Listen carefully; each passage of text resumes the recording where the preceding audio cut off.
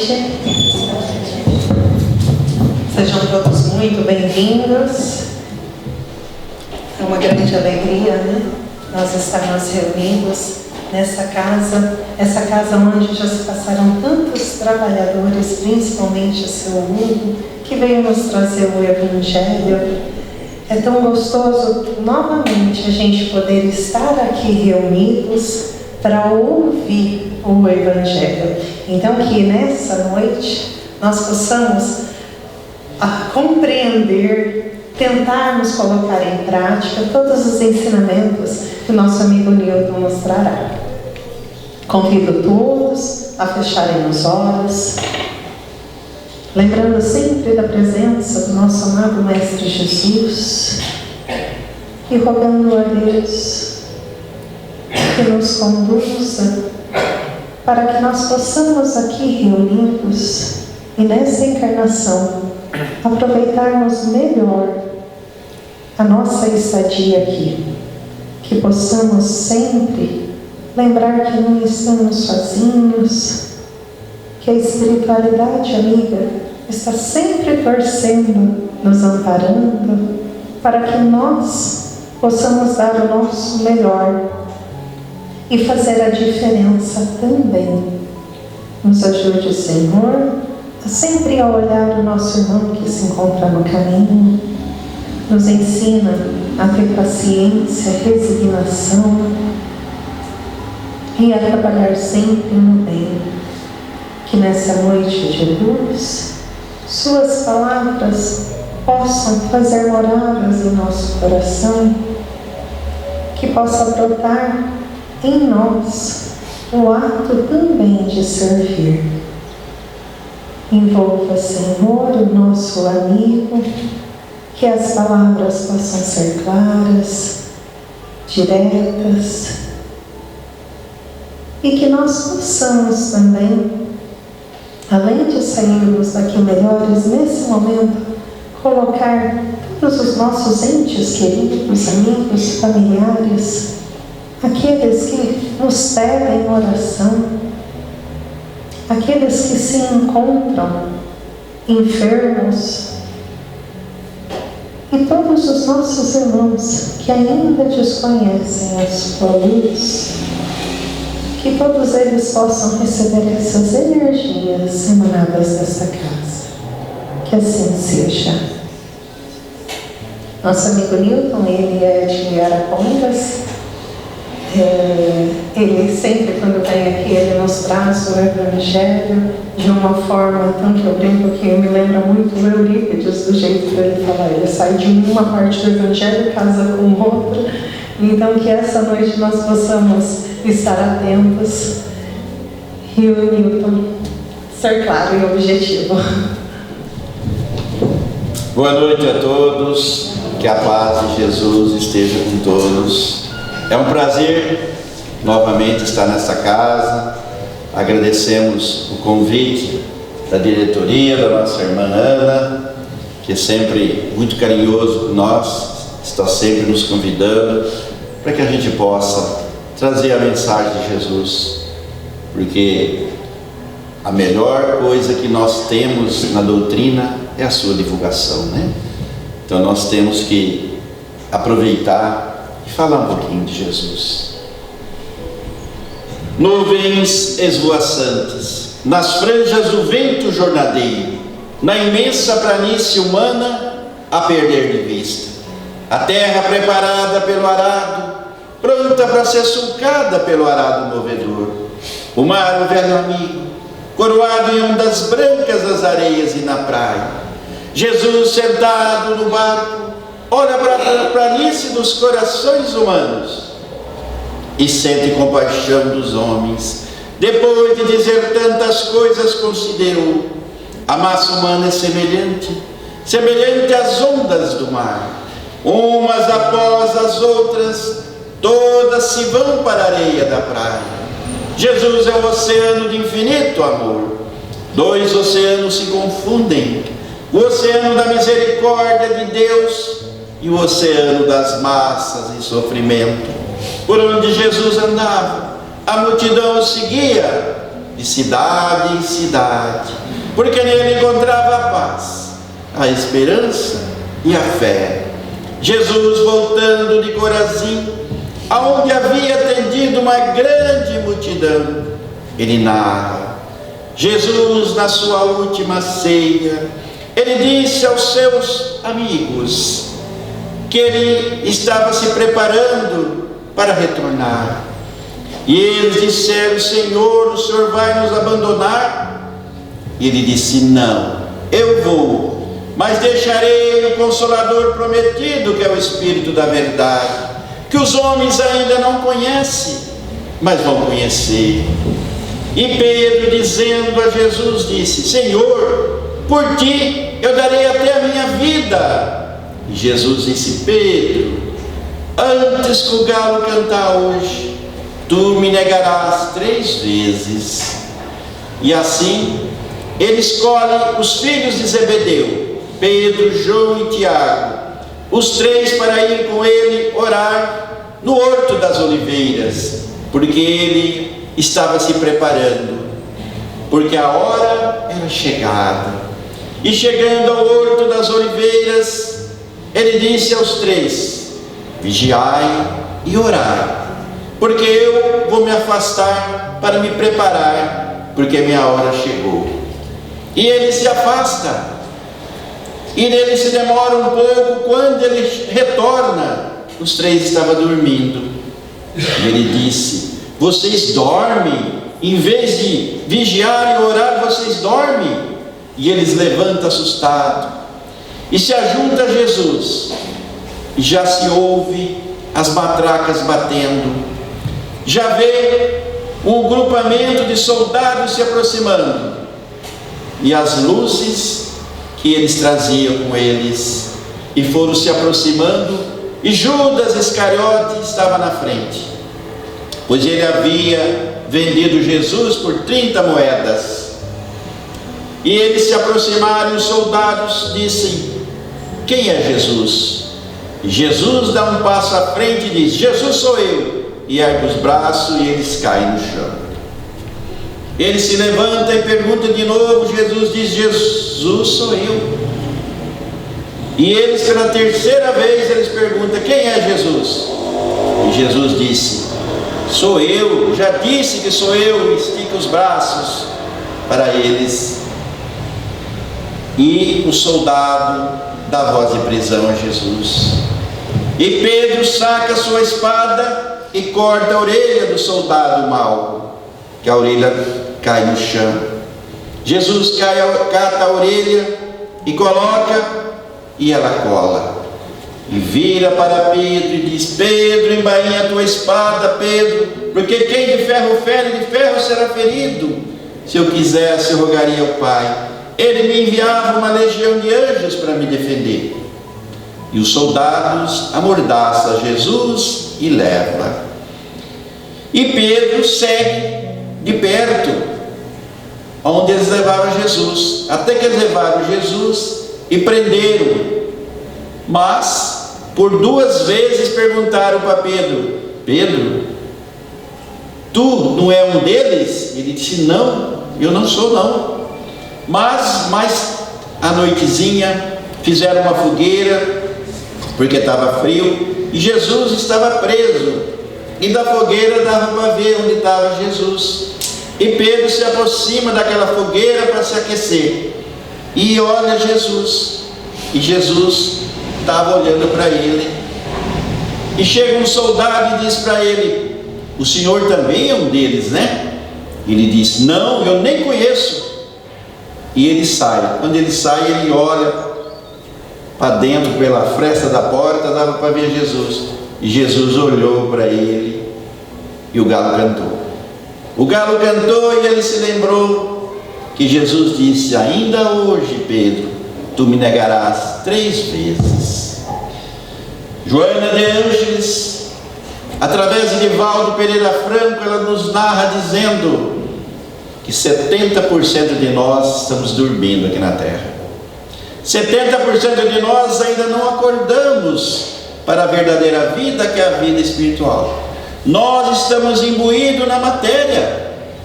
Ainda queremos ganhar o mundo, mas Jesus disse que quem ganhar o mundo pode perder a vida eterna. Mas nós estamos ainda ligados ao materialismo. Nós só chegamos a Deus pela dor e nunca pelo amor.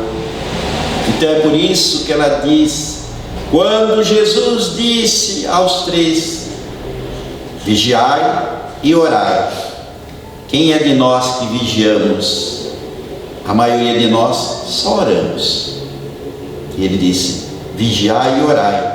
Porque não adianta orar se você não vigiou. Se durante o dia você não teve um dia, você agiu não nas condições que Jesus nos ensinou: amar o próximo, perdoar, ter paciência, ter humildade, agir com amor, com caridade. E chega a noite e nós oramos. Oh meu Deus, me perdoa. Mas o teu próximo, você agiu com o teu próximo dessa forma? Você perdoou o teu irmão para poder pedir perdão para Deus? Como que você quer que Deus te perdoa se você não perdoa teu próximo? Como que você quer que Deus te trata bem, com amor, se você não trata com amor teu próximo? Então nós temos que agir conforme Jesus nos ensinou. Aquele que te bate na face direita, você vira à esquerda. Aquele que te pede para andar 1 quilômetro, você anda 2 com ele. Aquele que te der uma pedra, você dá um pão para ele. É isso que nós fazemos. Então nós, muitas vezes, nós só oramos da garganta para fora, mas o coração está cheio de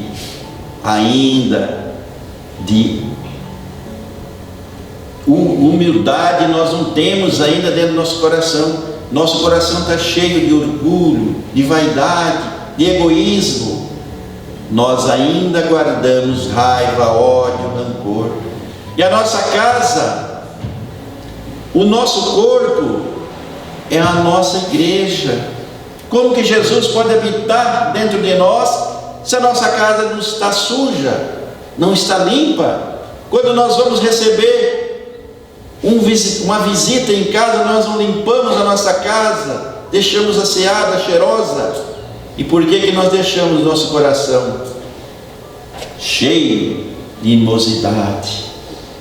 É preciso que nós analisamos. E é por isso que ela diz que nós temos que vigiar e depois orar. A hora que você for orar, lembra que o que é que você fez durante o dia? Como que nós agimos? Para que nós tenhamos uma noite de paz, nós temos que ter um dia também resignado. É assim que Jesus nos ensinou. E o irmão X, através de Chico Xavier, ele nos diz que certa feita Chico Xavier estava atendendo, que fazia fila. Chico atendia as pessoas de várias formas, não era só orientação espiritual, ele doava comida, pães, fazia uma fila. E certo dia, uma senhora entrou na fila e veio, chegou perto de Chico e disse: Chico, é verdade que Jesus disse que nós devemos perdoar 70 vezes 7? Chico: sim, minha filha, nós temos que perdoar sempre. Ah, Chico, eu vou separar do meu esposo. Por que, Chico? Por que, irmã? Porque eu já perdoei ele mais de 1000 vezes. E 70 vezes 7 é 490. Então já passou. Mas por que você vai largar dele? Ah, Chico, ele é um homem bom, carinhoso, uma pessoa ótima. Mas quando ele bebe, Chico, ele fica impossível. E eu já não aguento mais. Eu vou largar ele. Emanuel chegou perto do Chico e falou: fala para ela aguentar mais um pouco. Porque 490 vezes nós temos que perdoar cada mal ação. Não é total, é sempre. E o Chico falou: minha irmã Emanuel está falando que é para a senhora aguentar mais um pouco, que ele tem partes ruins, mas a maioria da parte dele é boa, que que você tem que perdoar constantemente, não é 490, 490 é cada vez, cada má ação. E a mulher ficou brava e saiu, foi embora. Uns 2 anos depois, Chico está lá atendendo, aparece a mulher na fila, mas agora ela aparece toda de preto. Antigamente preto era luto, né? Hoje preto é chique, né? Então mudou tudo, né? Apesar que lá no Japão preto é paz, né? Então veja bem, cada lugar é um lugar, né? E a mulher toda de preto, e veio, quando chegou perto do Chico, falou assim: Chico, você lembra de mim? Chico: sim, senhora, a senhora é dos 70 vezes 7, né? Sim, é eu mesmo. Pois é, Chico, você está vendo que eu estou de preto, eu estou de luto. Meu esposo faleceu, Chico. Ah, ele faleceu. Pois é, Chico, mas eu estou com uma saudade dele agora, Chico, porque quando ele bebia, ele era ruim, mas quando ele não bebia, Chico, ele era um homem bom, Chico, e eu estou com saudade dele. O senhor disse que morrer não acaba, continua. Aonde que o meu esposo se encontra?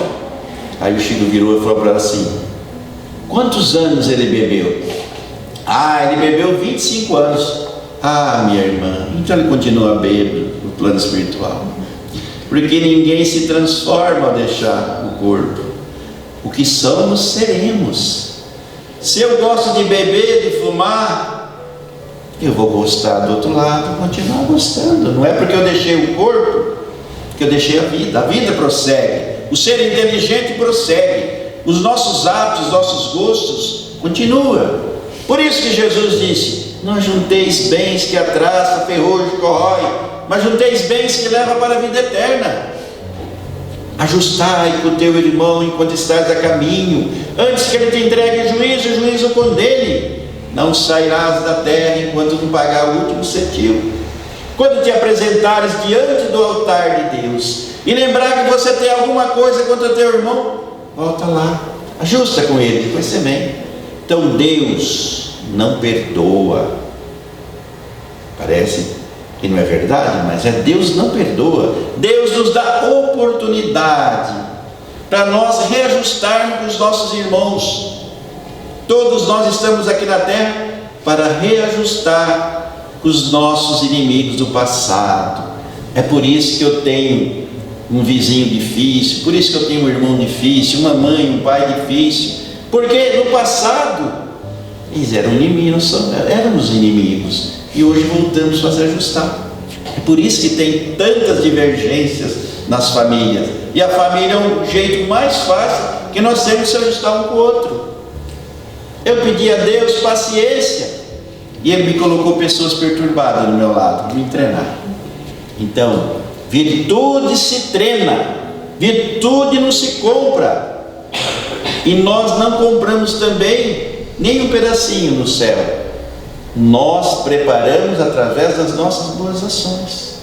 O dinheiro da terra, ele é muito bom aqui na terra, quando fazemos bom uso, mas ele pode nos deixar orgulhosos, prepotentes e assim adiante. Então nós temos que ter muito cuidado com aquilo que Deus nos emprestou. Tudo que nós temos na terra é por empréstimo, até o nosso corpinho é por empréstimo. O dia que Deus quiser, fala assim: ó, venha, e vai. Não adianta, não adianta chorando ou sorrindo, nós vamos. Quando nós nascemos, já deixamos comprado nossa passagem de retorno, só não sabemos o dia e a hora que temos que voltar, mas temos que voltar. Isso aí não adianta dizer que não. Então a morte, ela é que nem um ladrão, ela não avisa nem o dia nem a hora, e ela vem e leva. Que nem aquela história que diz que antigamente a morte avisava, né? Mandava um bilhete dizendo assim: ó, tal dia eu vou te buscar, você pode aguardar, se prepara. Mas que se a pessoa não confirmasse o recebimento do bilhete, ela dava mais um prazo, mais 2 ou 3 meses, para depois buscar. E um rapaz tinha casado, fazia 3 meses, chegou o bilhete que ela vinha buscar ele. Poxa vida, em 3 meses de casado, já vou deixar a mulher viúva, quer dizer, viúva ele, né? Porque a minha não ficaria, né? Mas, aí pensaram, ela falou assim, sabe uma coisa? Não assina que você recebeu. No dia você viaja, faz alguma coisa, que ela vem aqui, não te encontra, ela vai embora. E assim eles fizeram. Chegou no dia, ele era cabeludo, tinha o cabelo bem comprido, pegou, rapou a cabeça, ficou careca, e no dia ele pegou e foi para outro lado da cidade, onde tinha os parentes lá, tinha até um aniversário, uma festinha, e foi para lá, no meio do povo lá. E a mulher ficou. Quando a morte chegou, a morte falou assim, cadê fulano? Falou assim, fulano viajou, ele nem sabia que você vinha. Não, mas eu mandei o bilhete. Mandou, mas ele nem viu. Ó, o bilhete está ali, ó, dobrado ali, ó. Ele falou, eu vim buscar ele, mas... Então tá bom, eu busco ele outra hora. E saiu. Foi lá para a festa. Chegou lá na festa, ele estava lá, dançando, careca, bem alegre, feliz. E a morte chegou na janela assim, deu uma olhadinha. E ele viu que era a morte. Ele falou, eu enganei ela veio me buscar, ó. Foi lá em casa, não achou, está passando por aqui. Não está nem conhecendo eu, porque eu era cabeludo, agora sou careca. Aí a morte rodou, chegou perto dele e falou assim, eu vim buscar um careca.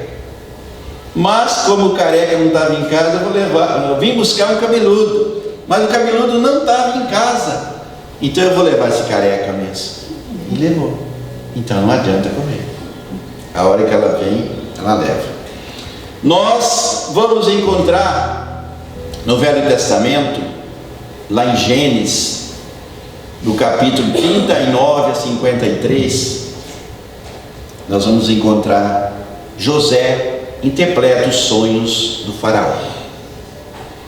José era um pastor de ovelhas. Ele tinha aproximadamente uns 30 anos e ele pastoreava as suas ovelhas no campo. Ele tinha mais 10 irmãos. Seu pai era Jacó e tinha um irmão mais novo chamado Benjamim.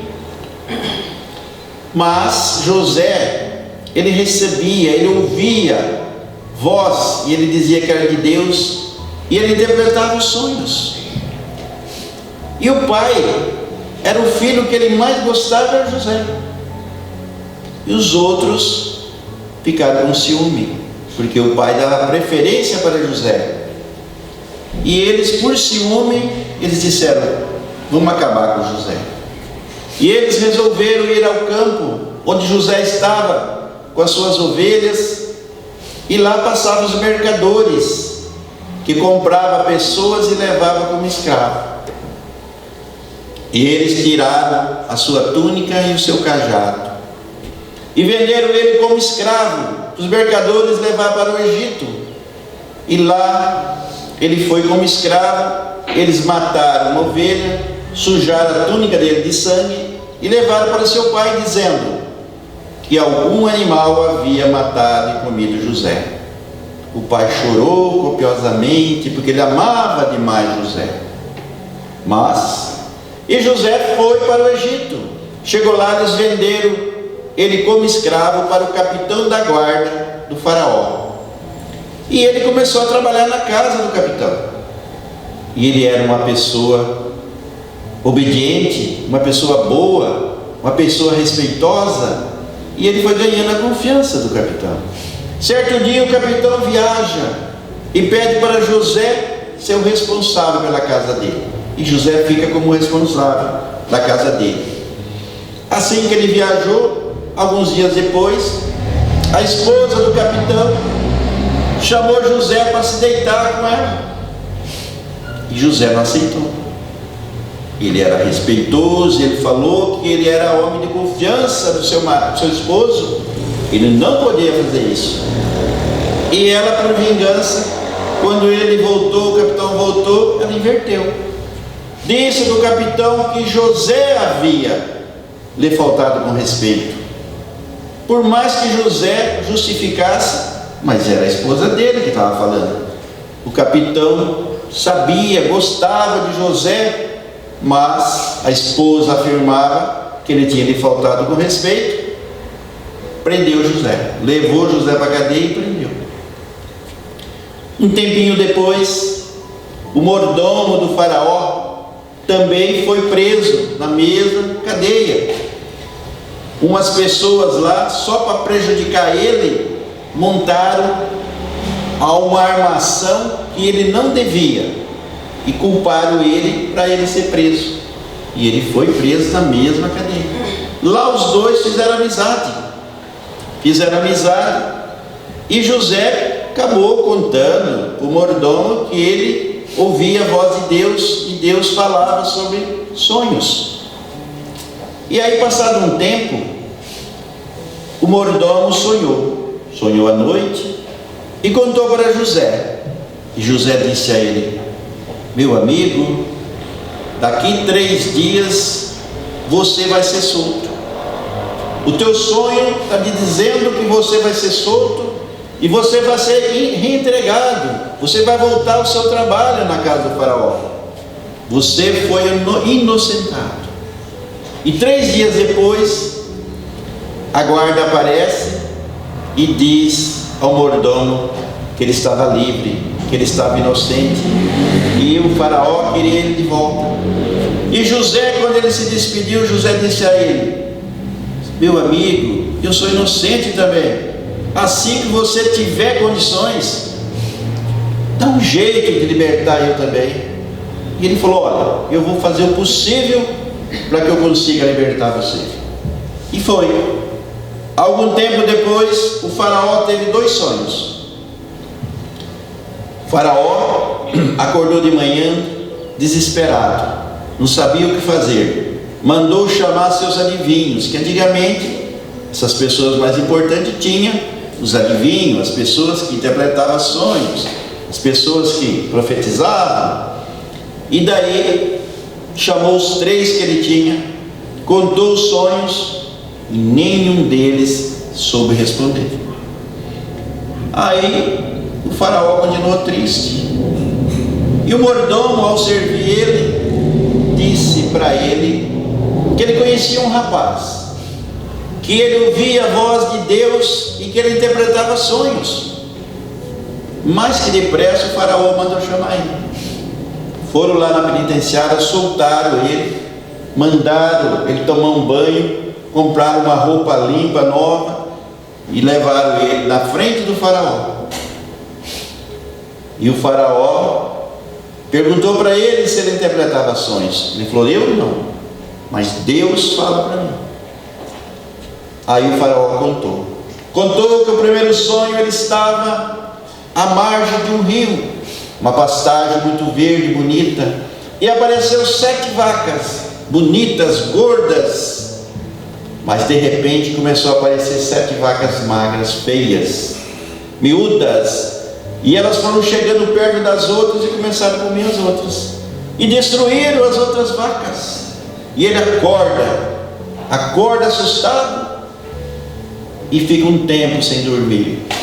Novamente ele dorme, ele sonha que ele está no meio de uma plantação de milho, e tinha uma toceira de milho que tinha 7 espigas, lindas, grandes, cheias, e de repente começou a aparecer 7 espigas, brotar 7 espigas feias, queimadas pelo sol, e começou a comer aquelas outras, e ele acorda e não consegue dormir mais.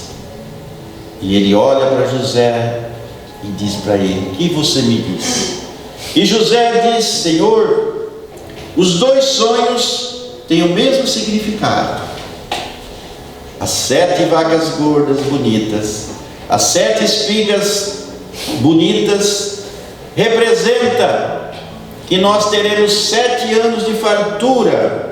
Israel terá 7 anos que tudo que plantar vai produzir. Se souber utilizar nesses 7 anos, armazenar, plantar mais, aumentar o armazenamento, não teremos problemas depois, porque depois teremos 7 anos de miséria, as 7 espigas feias, As 7 vacas magras ruins representam 7 anos de pobreza, 7 anos de miséria. E o faraó olhou para ele e disse: arranca um anel do seu dedo, coloca no dedo de José e fala para ele: você vai se tornar a partir de hoje governador do Egito. Arrumou uma noiva para ele. José casou e teve 2 filhos. José se tornou o governador do Egito. Aumentou a produção, aumentou os armazéns. O que foi produzido, ele armazenou o máximo possível. Foi 7 anos de fartura, 7 anos de produção ótima. Depois veio a seca. Veio a seca e começou a destruir tudo. Mas como ele tinha já se preparado, o povo não passava fome. Mas seu pai e seus irmãos que moravam numa cidade vizinha começaram a passar fome, a passar necessidade. E ficaram sabendo que lá no Egito o governador estava ajudando as famílias que moravam em lugares mais próximos, estava ajudando com alimentos que lá tinha. Então ele manda os seus filhos, os irmãos de José, ir lá no Egito falar com o governador, para que ele pudesse dar alimento para eles. E eles foram. Chegaram lá, foram falar com o governador, mas eles não conheceram José. Mas José conheceu eles. Conheceu eles e falou: eu vou ajudar vocês, mas a maioria de vocês vai ficar tudo preso aqui, porque vocês podem ser espião. Um de vocês eu vou liberar para voltar lá, trazer o pai dos 6 e o teu irmão menor, para ver que vocês não estão mentindo realmente. Mas bem que ele sabia que eram os irmãos dele. Prendeu eles e deixou que um voltasse. Voltou e falou para Jacó que ele ia fornecer o alimento, mas precisava que ele fosse e o Benjamim também, para provar que realmente eles estavam falando a verdade e era uma necessidade. E aí o Jacó e Benjamim foi. Quando Jacó entra na sala que estava o governador, ele conhece José. Ele vê que José estava vivo, que José agora era o governador. E ele abraça o filho e chora. Aí José conta a história, que ele foi vendido como escravo pelos outros. Manda trazer os outros que estavam presos e conta para eles. Eles ficaram todos assustados, né? Agora é a nossa vez. Com certeza ele vai mandar matar todos nós. Fez isso. José perdoou todos eles e mandou que eles buscassem os animais que eles tinham e trouxessem, queria dar casa para eles morar ali, porque se ele não tivesse sido vendido como escravo, ele não teria se tornado governador do Egito. Aí, meus irmãos, é a grande prova que nem o mal é mal. De todo mal saem coisas boas. Nós é que temos costume de reclamar das situações. Se José não tivesse sido vendido pelos irmãos, que foi uma péssima situação, foi preso, mas depois ele teve a recompensa. Então, Deus nos testa muitas vezes, deixando nós passar por situações difíceis, para ver se nós realmente temos fé. Porque ter fé é quando nós entramos em provas, né? Jesus nos disse que a fé transporta montanhas. E o que é as montanhas? As montanhas da nossa vida são as dificuldades, os nossos vícios, os nossos defeitos. É isso que nós temos que superar aqui na terra. Agora, as pessoas acham que montanha é aquele monte de pedra, de terra que tem lá. Você fala, monta para lá? Não, não é isso. Montanha, as dificuldades que nós encontramos. Por isso que ser bom não é fácil, né?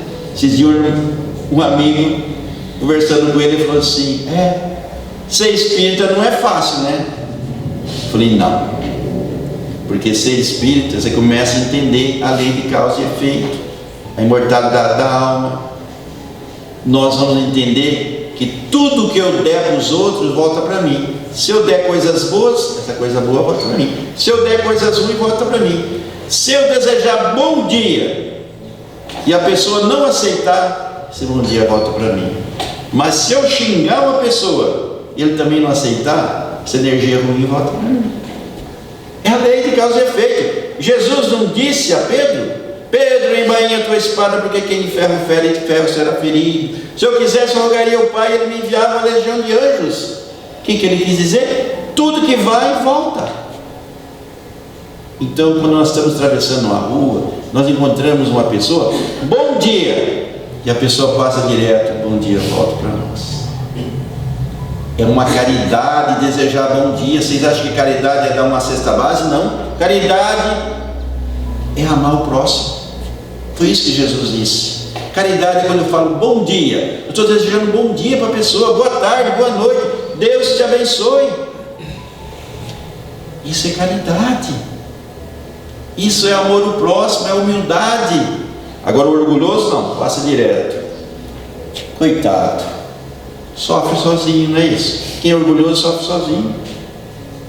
Porque o orgulho vai fazer o quê? Vai fazer com que o coração dele fique duro e vai atrair o quê? Doenças.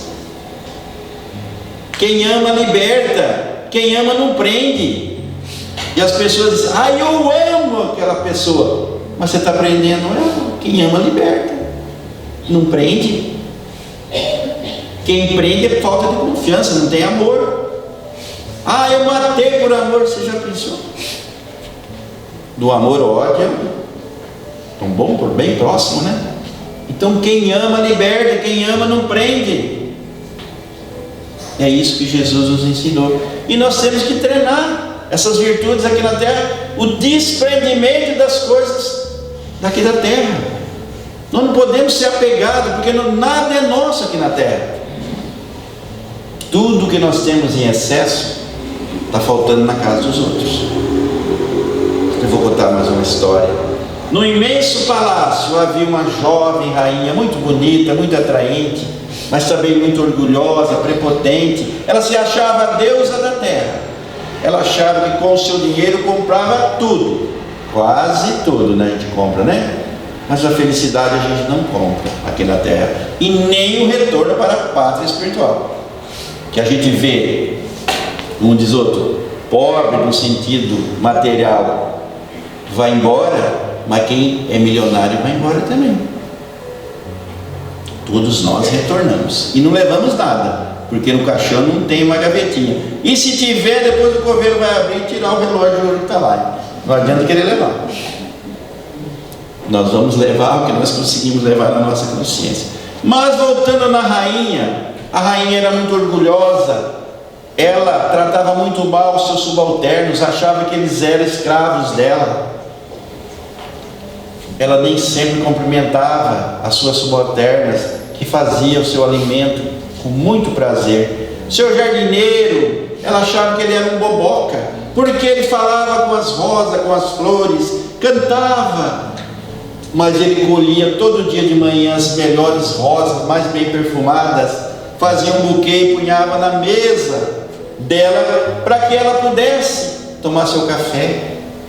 E ela nem olhava para ele, nem dirigia a palavra, porque ele vivia com as mãos cheias de terra e era uma pessoa bem humilde.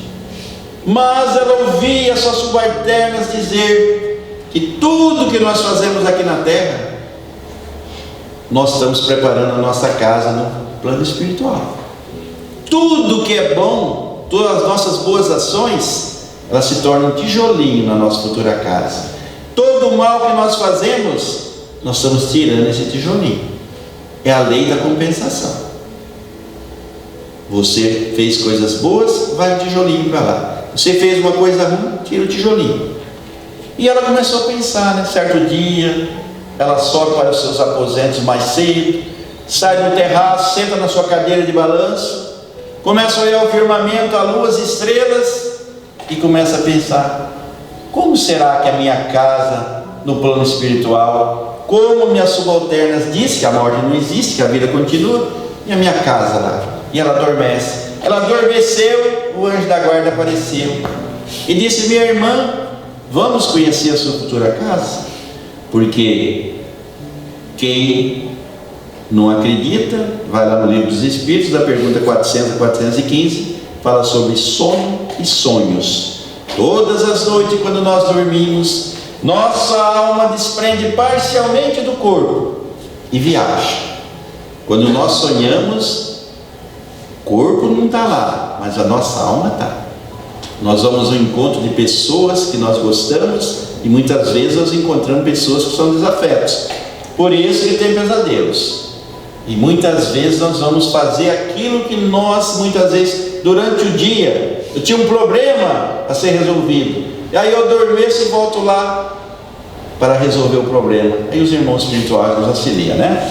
Então, todas as noites nós morremos um pouquinho e não sabemos, mas pode dormir tranquilo, viu? Tem gente que dorme e já acorda do outro lado, né? Então, nós dormimos, o corpo dorme. Quando nós não descansamos nosso corpo, é porque a gente não dormiu direito. Quando você dorme como um anjo, como se diz, você levanta tranquilo, em paz. Mas quando você não consegue dormir, o espírito nos desliga. Dorme, não dorme, dorme, não dorme. Mas isso é para outra palestra, né? Não é para hoje. Voltando na nossa irmã, ela adormece e seu anjo da guarda leva ela. Chegou numa belíssima cidade do plano espiritual, um palácio mais lindo que o outro, e pararam perto de uma construção. Estava se construindo um grande palácio, e o anjo perguntou para ela: você está vendo essa construção desse futuro palácio? Sim. Você acha que é de quem? Ah, deve ser meu, né? Porque o meu já é bonito lá na terra, aqui deve ser muito melhor, né? Ele olhou para ela e falou assim: aqui não se compra com dinheiro, aqui se compra com virtudes. A nossa casa no plano espiritual se adquire com virtudes. Você pode ser um rei, uma rainha lá. Aqui, se você não tiver virtude, você será uma mendiga. Ele disse. E ela disse: mas de quem que é essa aqui então? É de um funcionário teu, é de um subalterno. Quem? O seu jardineiro que está construindo aqui. Meu jardineiro, aquele boboca que vive cantarolando, falando com as flores e as unhas cheias de terra? Pois é, você deveria conhecer ele, ver o que é que ele faz. Mas vamos ver a sua. Começaram a sair da cidade e desceram umas grotas, e lá tinha um espinharéu no pé de uma montanha, tinha um rancho de sapé, pau a pique coberto de sapé. Ele era tão baixo que não dava nem para ficar em pé dentro do rancho. E o anjo parou, e ela parou. O anjo falou assim: tudo que você fez até agora na terra, se você viesse hoje, a tua casa é essa. Tudo isso que você construiu. E ela acordou e não conseguiu mais dormir. Aí ela levantou mais cedo que ela levantava, mas ela se lembrou que no sonho dela estava quem? O jardineiro. E o jardineiro estava construindo um palácio. Então vou falar com o jardineiro. Levantou, passou na cozinha, subalterna estava fazendo um café. Ela já falou bom dia. Eles falam: nossa, ela já está de bom humor, levantou mais cedo, já falou bom dia para nós. Saiu para fora e encontrou o jardineiro estava lá, cantando, cortando as rosas. Chegou perto dele e falou bom dia. Ela nem olhava para ele. O jardineiro tremeu, quase caiu. Eu preciso falar com você, vamos até o banco do jardim. O jardineiro falou: bom, hoje eu vou embora, né? Me dispensou. Foi lá, sentou perto dele. E ela falou assim: eu preciso saber algumas coisas de você. Você é solteiro, casado? Você tem filhos? O que você faz fora do palácio? Ele disse: senhora, eu sou uma pessoa muito humilde. Eu tenho 35 anos, sou solteiro e ainda não consegui casar, porque eu arrumo as namoradas. Quando elas conhecem minha mãe, eles desistem, porque eu sou filho único. E eu já falei que eu não deixo a minha mãe. Eu fico com a minha mãe até que ela estiver aqui. Mas o que tem a sua mãe? Minha mãe é paraplégica. Ela vive numa cadeira de roda. Então eu trato ela de manhã e venho para cá. Na hora do almoço eu vou lá, torno cuidar dela de novo. e à tarde eu volto. Então eu cuido da minha mãe. Nas horas de folga, eu compro um pouquinho de balas, de doces, desço até a favela e lá eu fico feliz. Porque todas aquelas crianças lá me chamam de tio, me abraçam, me beijam, pulam no colo. Então eles são meus filhos adotivos e eu sou o pai deles. E eu me sinto tão bem fazendo isso. Aí ela... Então é isso que ele está construindo, né? E eu, o que eu poderia fazer? Senhora, quanto mais a gente tem, mais a gente tem condições de ajudar os outros. Tudo que sobra na casa da senhora, falta lá. Quantos pares de sapatos a senhora tem? Deve ser uns 2.000 mais ou menos.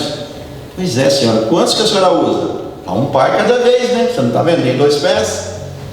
Pois é, senhora, os baús da senhora estão repletos de calçados, todo embolorando, estragando. Lá na favela, as pessoas estão andando descalço, com frio, e a senhora deixando os calçados estragar. Tudo que a senhora não usa mais, manda para lá. Senhora, quantos vestidos a senhora tem? Deve ser uns 3.000 mais ou menos. Senhora, a senhora usa quantos cada vez? Um vestido, você sabe disso. Os roupeiros da senhora está lotado, as traças estão cortando, está estragando lá, porque o que nós não usamos em 6 meses, 1 ano, não usa mais. E lá as pessoas não vêm nem para o centro da cidade de vergonha, porque não tem uma roupa boa para vestir. Manda para lá. E assim, senhora, tudo que é excesso para nós, falta para os outros. E ela disse, então eu vou lá ver. Aí, domingo eu vou com você. Ele disse, a senhora pode ir, mas a senhora põe uma roupa simples, humilde, para não afrontar aquelas pessoas. E assim eles fizeram. Ela mandou comprar uma quantidade de doces maiores, passou na casa do jardineiro. A sua mãe estava muito feliz, tinha um filho de ouro. Ela estava muito bem cuidada e agradecendo o filho, porque ela tinha um filho que o tratava muito bem. Foram até a favela e ela viu a felicidade daquelas crianças, abraçando ele, beijando, pulando no colo dele, chamando de tio. E ninguém conhecia ela, ninguém sabia que ela era rainha, mas ele era o rei da favela. Aí ela volta e se transforma. Aí ela viu que se constrói uma casa no plano espirituais com boas ações. Aí ela passou a distribuir, passou de uma rainha má, uma rainha boa, amável. Todos passaram a gostar da rainha. E 20 anos depois, ela ficou doente e desencarnou. Todos choraram a morte da rainha. Aquela multidão de pessoas, porque agora eles amavam ela, porque ela era uma pessoa boa, uma pessoa doce. Ela fez a sua transformação moral. E quando ela deixou o corpo, o anjo apareceu e disse, minha irmã, vamos conhecer a tua casa agora? E ela disse, vamos lá ver o rancho, né? Como é que está, né? Falou, teu rancho mudou muito, teu rancho melhorou, vamos. Subiu, chegaram na frente do palácio do jardineiro. O palácio já estava pronto, um palácio todo folhado a ouro, coisa mais linda. E ela disse, ele merece, ele é uma pessoa que realmente vai ter o que merece, mas vamos ver o teu? E o anjo falou assim, não precisa mudar muito, dá uma olhada do outro lado da rua. E do outro lado da rua tinha um palácio todo de esmeraldas. E ele disse, nesses 20 anos você construiu esse palácio de esmeraldas, é seu. Assim, meus irmãos, somos nós aqui na terra. Isso é uma ficção para representar o que nós fazemos na terra, nós recebemos do plano espiritual. Se você quiser um lugar bom no plano espiritual, se modifique, se melhore, nunca é tarde. É preciso que nós mudamos, e é isso que a doutrina espírita nos ensina, a nossa transformação moral e não material.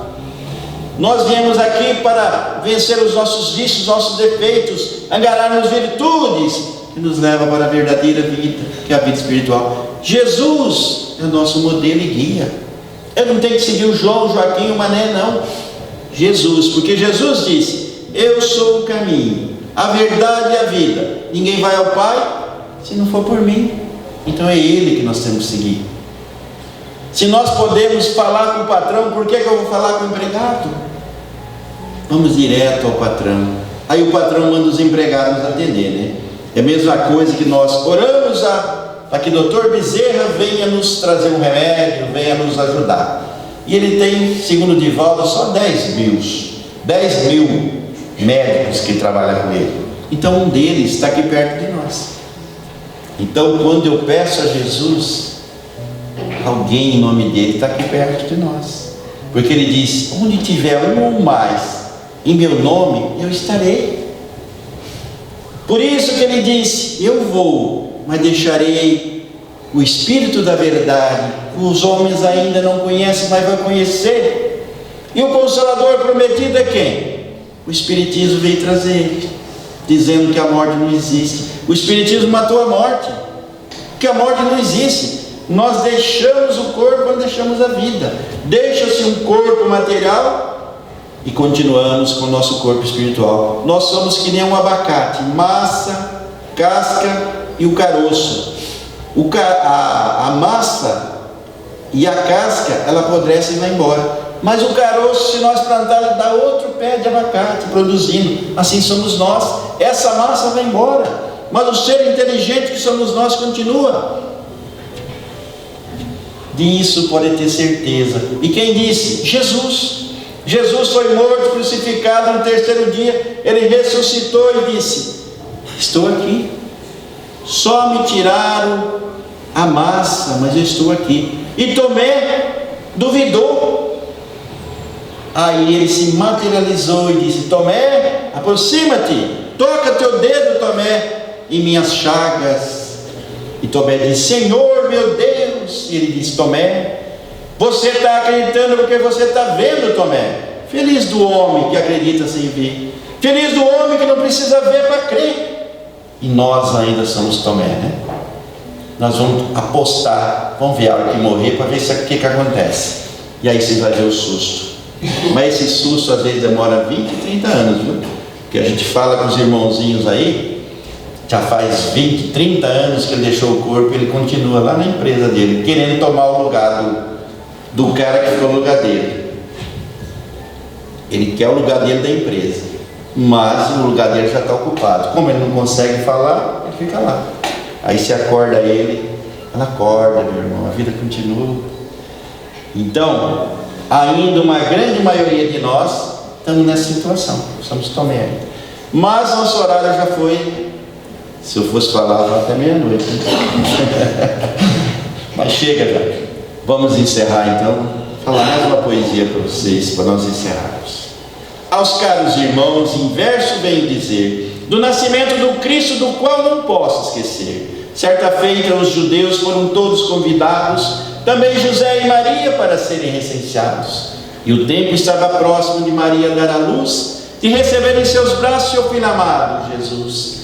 E deixaram Nazaré para Belém ingressar, cumprindo com seus deveres, mas quanto apuro passar. Bem assim que lá chegaram, José se dirigiu em busca de uma estalagem, mas a qual não conseguiu. Então José exclamou: o que é que vamos fazer? O Filho de Deus precisa de um lugar para nascer. E assim exclamou Maria: já pediste, já implorastes, não vamos mais insistir. Talvez com os animais poderemos conseguir. E assim isso se deu. A tal noite pernoitaram, animais ofereceram quantos homens negaram. Uma estrela nas alturas, o seu lindo esplendor, clareou da manjedoura o berço do Salvador. Entre as noites que surgiram, pois foi a noite mais bela, nunca mais foi visto outra noite igual àquela.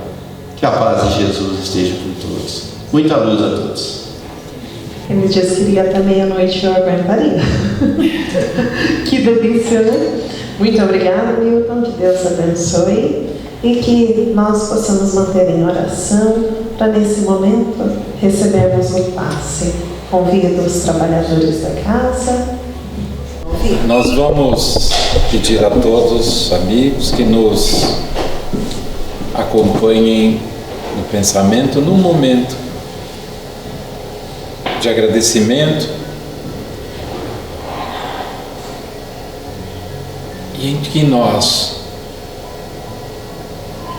nos dirigimos ao Senhor de nossas vidas, agradecendo pelo dia, por esses momentos nesta casa abençoada, diante de tantos pensamentos e sentimentos bons, advindos da espiritualidade, dos amigos aqui presentes, encarnados e desencarnados, do nosso querido irmão Milton na sua fala, com tantos motivos, tantos exemplos, tantas histórias, que nos remetem a confiar no Cristo Senhor, confiar na vida que o Senhor nos permite. E não obstante os momentos, Senhor Jesus, de provas, de testemunho, nós sabemos que o Senhor está conosco e todos juntos estamos em Deus, sempre, em todos os momentos. Obrigado, Senhor. Obrigado por todos, em nome de todos os irmãos e irmãs que nos trazem coisas boas, sentimentos bons, ações de resgate, de recuperação, de cura, sob o teu olhar de amor e os teus cuidados para com toda a gente, encarnados e desencarnados de toda a terra. Fixemos, Senhor, com a tua permissão, com a tua ajuda sempre, em nós, em nossos corações, em nossas mentes, em todo momento, que o teu amor está conosco e que a tua proteção, a tua bênção esteja com todos os corações aqui presentes, por todos os seus dias. Uma boa noite de sono, de repouso a cada um, de volta aos seus lares, com muita paz. Muito obrigado, Jesus, por nos permitir. Obrigado a todos. Que assim seja.